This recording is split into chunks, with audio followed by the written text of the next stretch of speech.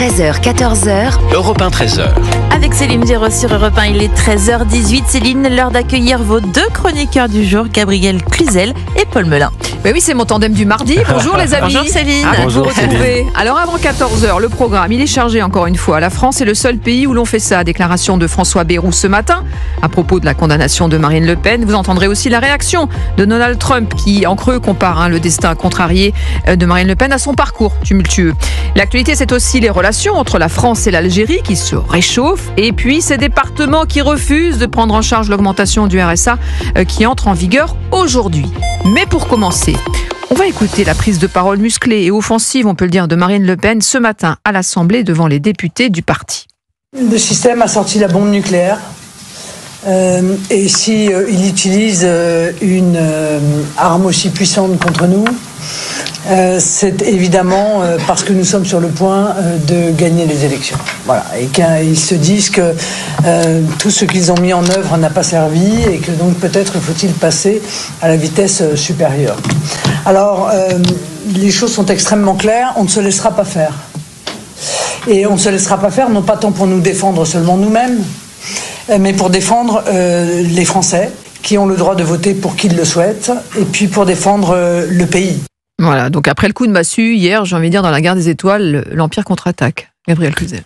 Mais on se doutait bien que Marine Le Pen, qui en a vu d'autres, elle est assez résiliente, disons-le. Elle a quand même traversé un paquet d'épreuves, de l'attentat quand elle était petite fille contre l'appartement de son père, en passant par le premier débat. Vous vous souvenez, tout le monde avait dit elle s'en remettra pas, jusqu'à aujourd'hui. Donc je pense qu'elle n'a pas dit son dernier mot. Et de fait, elle a l'air combative et elle angle sa contre-attaque. Et c'est en effet le maillon faible pour les juges vers la politisation de la justice, c'est-à-dire le syndicat de la magistrature qui avait appelé en juin dernier à s'opposer par tous les moyens à l'accession de l'extrême droite au pouvoir. Donc c'est vrai que c'est là on pourrait en avoir la preuve patente avec cette exécution immédiate qui quand même pose question parce qu'on voit pas très bien comment, n'étant plus parlementaire européenne, elle pourrait récidiver. Donc tout cela jette un voile de suspicion sur les visées politiques de cette juge qui, par ailleurs, par le passé, bon, je nommerai pas parce que je souhaite pas faire écho à un des personnels à cette affaire, mais elle disait qu'elle s'était inspirée de Eva Joly, elle qui avait donné sa vocation de juge. Donc Eva Joly, c'est le juge rouge-vert très opposé au Le Pen. Paul Melun.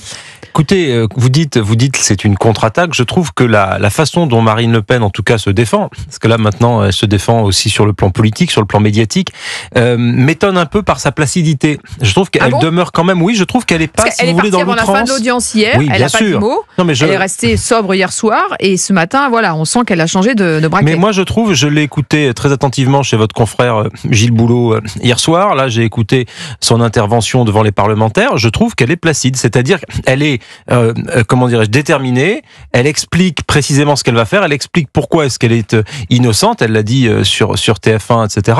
Mais elle n'est pas dans une forme, si vous voulez, de trumpisation, d'hystérisation du débat. Elle n'est pas en train de rejouer le Capitole façon Trump, si vous voulez. Au contraire, elle, et d'ailleurs Jordan Bardella aussi, ont tout de suite dit pas de menaces envers les magistrats, etc. Ils ont quand même dit indignez-vous. Mais indignez-vous, ça ne veut pas dire saccager tout. Voilà, c'est pas pareil. Bien sûr. Donc, si vous voulez, je trouve que c'est intéressant d'observer ça, parce que le risque, pour moi, de cette décision prise par les magistrats, c'est précisément de trumpiser le débat public français, de le rendre plus antagoniste, plus brûlant, plus violent, parce que c'est un déni de démocratie, ou en tout cas, ça va être vécu comme tel. Et que le Rassemblement national, les dirigeants du Rassemblement national, soient dans une réponse, je dirais, proportionnée et de défense sur le fond, ça montre qu'ils veulent faire une pétition, etc. Que je sache, ça n'a rien d'un appel aux armes, quoi, une pétition. Donc je trouve que ça, c'est un vrai enseignement de la riposte de Marine Le Pen, c'est cette forme de calme dans la tempête. Est-ce une décision partisane, une décision politique? Jordan Bardella, qui était donc l'invité exceptionnel d'Europe 1 ce matin, président du RN, je le rappelle, eh bien vous allez l'entendre et vous allez également entendre la réponse de Rémi Hetz. Il est procureur général près de la Cour de cassation et il a défendu l'impartialité de la justice. On a rarement vu une motivation aussi politique, comme jugement partial et comme décision qui est une décision partisane. Quand on fait de la politique, on n'est pas au-dessus des lois, mais on n'est pas non plus en dessous. Marine Le Pen a été jugée avec cette violence et cette brutalité, non pas comme une justiciable comme une autre, mais parce qu'elle est Marine Le Pen et parce que son tort est d'être aujourd'hui en capacité de mener le camp national à la victoire. Donc oui, il y a un climat. Tout sera fait pour nous empêcher d'arriver au pouvoir. La justice n'est pas politique. Cette décision, c'est une décision judiciaire rendue par 3 juges indépendants, impartiaux. Moi, ce que je peux dire, c'est que c'est une décision qui a été rendue à l'issue d'un débat contradictoire et conformément à nos règles et aux règles qui sont le socle de notre démocratie et auxquelles il faut être attentif et sur lesquels il ne faut pas porter de jugements trop caricaturaux et trop hâtifs, sous peine de fragiliser nos institutions. Voilà, Jordan Bardella et donc Rémi Hetz, procureur général près de la Cour de cassation. Voilà, on a deux versions. Oui, et le sujet, c'est que si Rémi Hetz est obligé de ramer un peu pour justifier l'affaire, c'est bien que il y a une forte suspicion. Comment vous pouvez dire que la justice n'est pas politique en France quand 30%, en tout cas si on s'en tient à ceux qui votent aux élections de la corporation, donc votent pour le syndicat de la magistrature, qui ne se cache pas. C'est même pas, tiens, il paraît que le syndicat de la magistrature traiterait différemment les gens de droite. Il ne s'en cache pas. D'ailleurs, c'est l'acte fondateur. Vous vous souvenez du juge Baudot en 68, il avait dit nous on sera partiaux, et là ils l'ont répété encore il y a quelques mois, donc il devrait se préoccuper ce monsieur de la partialité des juges, parce que si vous voulez, mais oui, mais vous voyez, ça dépasse Marine Le Pen, parce qu'en réalité ça met, on parle beaucoup d'insécurité de toutes sortes, culturelles, etc., les gens dans l'insécurité judiciaire. C'est la fable de La Fontaine, c'est plus selon que vous serez puissant ou misérable, c'est selon que vous serez de gauche ou de droite.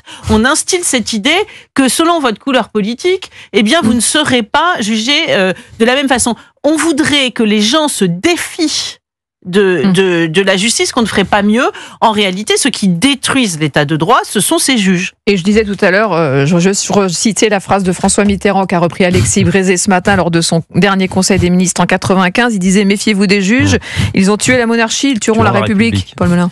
Il en savait quelque chose, François Mitterrand. Il avait une relation assez délicate avec le monde judiciaire, pour le moins. Non, mais si vous voulez... Décision partisane politique, aussi, selon vous ? Je pense que c'est difficile de dire que c'est précisément une décision politique ou partisane de la part de ces magistrats, j'en sais rien. En tout cas, c'est une décision qui, telle qu'elle est prise, a des répercussions politiques tellement immenses que ces magistrats ne peuvent pas l'avoir prise, cette décision, sans penser à ses répercussions politiques. Ensuite, ce qui est vraiment, à mon avis, pose question, c'est pas tant la condamnation au fond, c'est l'exécution provisoire et c'est la notion d'inéligibilité. Et ça, c'est aussi ce que les politiques, ce que le législateur a voulu mettre dans la loi. Cette histoire d'exécution provisoire et d'inéligibilité qui, à mon avis, n'a aucun sens. Mais pour tout autre justiciable, ça aurait été Jean-Luc Mélenchon, Olivier Faure ou Marine Tondelier qui sera à la place de Marine Le Pen, je dirais pareil. Et deuxième élément, il y a effectivement chez les juges, et là je rejoins Gabriel, certains magistrats, mais du reste, comme il y a certains journalistes, comme il y a certains hommes politiques, notamment Madame Tondelier ou autres, qui considèrent qu'il faut régler le compte à ses opposants dans les prétoires, dans les tribunaux et par la voie judiciaire. C'est extrêmement dangereux, parce que dans une démocratie, c'est dans les urnes qu'on règle le compte à ses opposants politiques. C'est pas en essayant de les interdire de concourir. Quelle légitimité aurait Madame Tondelier, par exemple, si elle était élue présidente de la République et parce que Marine Le Pen avait été empêchée de concourir? Ça veut dire que vous qui connaissez bien le sport de haut niveau, vous gagnez sur forfait. S'il n'y a pas Djokovic ou pas Nadal, c'est sûr que c'est pas la même compète. Exactement, c'est pas la même compète. Et il y a des gens qui sont des mauvais joueurs de la politique et qui préfèrent faire éliminer leurs opposants façon règlement de compte sinistre judiciaire plutôt que les affronter face à eux. C'est un peu du reste la position du communiqué de presse qui a été fait par la France Insoumise, qui est un peu sur ce que je dis là.